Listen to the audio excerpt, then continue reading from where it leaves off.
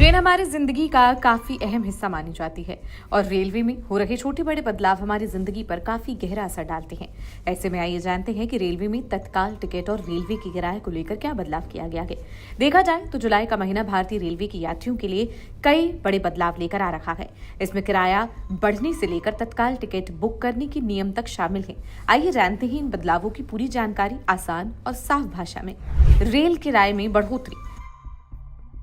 भारतीय रेलवे ने 1 जुलाई से लंबी दूरी की मेल और एक्सप्रेस ट्रेनों के किराए में मामूली बढ़ोतरी का ऐलान किया है। नॉन एसी कैटेगरी की ट्रेनों में किराया 1 पैसा प्रति किलोमीटर बढ़ेगा, जबकि एसी कैटेगरी में 2 पैसा प्रति किलोमीटर की बढ़ोतरी होगी। रेलवे ने स्पष्ट किया है कि 500 किलोमीटर तक की यात्रा पर कोई असर नहीं पड़ेगा, यानी इतना सफर करने वाले यात्रियों को पुराना किराया ही देना होगा। लेकिन अगर कोई यात्री 500 किलोमीटर से अधिक की दूरी तय कर रहा है तो किराए में प्रति किलोमीटर 0.5 पैसे की अतिरिक्त बढ़ोतरी भी लागू होगी। इसे आप सीधे एक उदाहरण से समझ सकते हैं। दिल्ली से पटना की दूरी करीब 1000 किलोमीटर है। राजधानी एक्सप्रेस में इस रूट पर एसी किराया फिलहाल 2485 रुपए है, जो 1 जुलाई से बढ़कर 2505 रुपए हो जाएगा।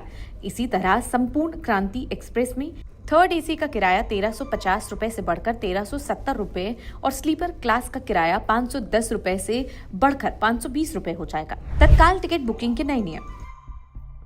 रेलवे ने तत्काल टिकट बुकिंग में पारदर्शिता लाने के लिए आधार वेरिफिकेशन अनिवार्य कर दिया है। 1 जुलाई 2025 से आईआरसीटीसी की वेबसाइट पर और ऐप पर तत्काल टिकट बुक करने के लिए आधार से लिंक अकाउंट होना जरूरी होगा। इसके साथ ही अधिकृत एजेंट अब तत्काल टिकट बुकिंग विंडो खुलते ही टिकट बुकिंग नहीं कर पाएंगे। एसी क्लास के लिए बुकिंग सुबह 10 बजे से शुरू होगी, लेकिन एजेंटों को 10:30 बजे तक इंतजार करना होगा।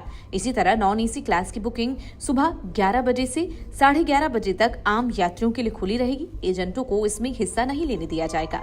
रेलवे द्वारा घोषित तीसरे बदलाव के तहत 15 जुलाई से तत्काल टिकट बुकिंग के लिए ओटीपी ऑथेंटिकेशन भी जरूरी होगा। टिकट बुकिंग के दौरान यात्रियों को आधार से जुड़े मोबाइल नंबर पर ओटीपी भेजा जाएगा, जिसे दर्ज करने के बाद ही टिकट बुक किया जा सकेगा। हो सकता है कि ये नियम काउंटर बुकिंग पर भी लागू किया जाए। तो रेलवे द्वारा किए गए ये बड़े बदलाव हमारी जिंदगी पर असर जरूर डालेंगे। बताई गई जानकारियों और बदलाव को ध्यान में रखें ताकि आप लापरवाही से बच सकें और आपका जो सफर है वो अच्छा और बिल्कुल सेफ रहे। आपको ये जानकारी कैसी लगी कमेंट सेक्शन में हमें जरूर बताएं।